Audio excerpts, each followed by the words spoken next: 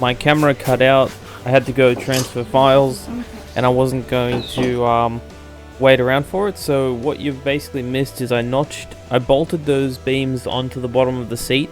I notched them out, and I welded them into the two blue beams that you saw me cut and tack in earlier.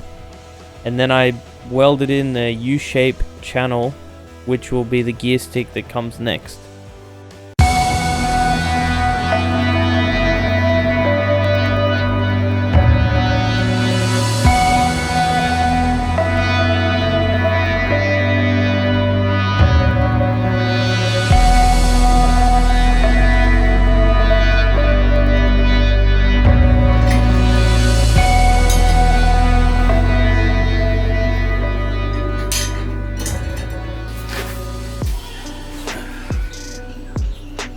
Just enough room, or barely.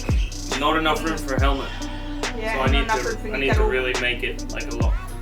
But look, boom, boom, boom, boom, boom, boom. So now